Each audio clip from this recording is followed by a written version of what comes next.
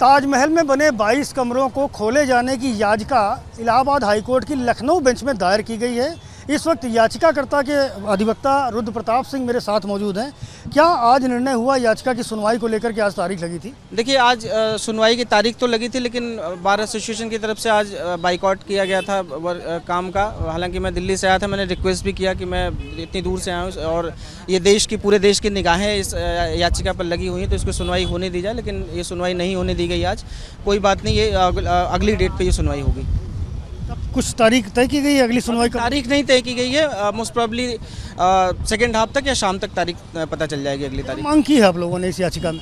देखिए, इस याचिका में इस देश की जनता जो है ये जानना चाह रही थी कि ये जो 20 से ज़्यादा कमरे हैं जो ताजमहल के जो 7 स्टोरी बिल्डिंग है उसमें जो नीचे जो कमरे हैं, उन कमरों में आखिर है क्या, आखिर क्यों उन कमरों का रहस्य इतना रहस्यमयी है कि 1934 में आखिरी बार ये कमरे खुले और उसके बाद 2015 में गुपचुप तरीके से खुले। तो आखिर ऐसा उन कमरों में है क्या जो कि इस देश की जनता ये जानना चाहती है, कि इन कमरों का रहस्य जानना चाहती है। तो एक तो हमने वो प्रेयर अपनी मांग करी है। सेकंड प्रेयर हमने मांग करी है कि एक फैक्ट फाइंडिंग कमेटी बने जो कि ये निर्धारित करे, तय करे, निरीक्षण करे, परीक्षण करे कि आखिर ये जो महल है वो वाकई में राजा मान सिंह का पैलेस था। राजा परमाद्री देवी ने जो पैलेस बनवाया था और जो उनके उत्तराधिकारी राजा मान सिंह थे वो उनका पैलेस था, उसको शाहजहां ने टेक ओवर किया, या फिर वाकई में उसने मकबरा बनवाया था अपने बेगम की याद में।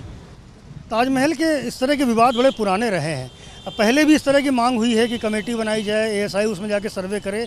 इस बार आप क्या उम्मीद करते हैं, क्या ये मामला आगे बढ़ेगा?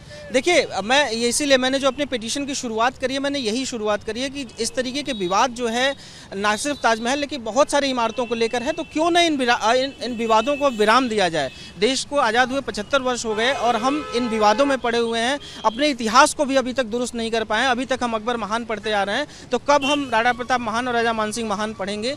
कब हम अपने इतिहास को दुरुस्त कर पाएंगे? कब लॉर्ड ऑकलैंड जो हमें इतिहास दे के गया था उस इतिहास को हम दुरुस्त कर पाएंगे? अब इतिहास को दुरुस्त करने की बारी है। इतिहास दुरुस्त हो जाए फिर हम आगे, क्योंकि विकास की बात भी होनी है, देश को आगे भी बढ़ना है।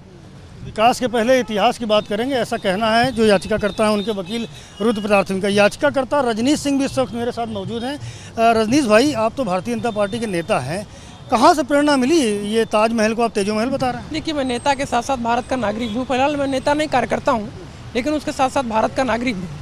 तो भारत के नागरिक होने के नाते मेरी एक जिम्मेदारी है कि जो चीज़ें जहाँ से विवाद की स्थिति बन सकती है उसको दूर किया जाए। मेरी जिम्मेदारी, आपने कहा मैं भाजपा का हूँ, मैं भाजपा कार्यकर्ता हूँ, और कार्यकर्ता के नाते मेरी जिम्मेदारी सबसे ज़्यादा बनती है कि अगर कहीं से कोई विवाद की गुंजाइश बन रही है तो उसको ख़त्म करने का प्रयास करें। तो मैंने इसीलिए याचिका लगाई थी।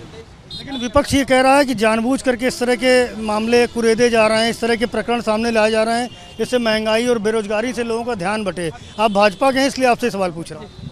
मुझे नहीं लगता विपक्ष तो हर मामले पे सवाल उठाता। विपक्ष को एएसआई, मान लीजिए मैंने एक याचिका लगाई है जिसमें मांग की है कि उसका एएसआई परीक्षण करा लिया जाए।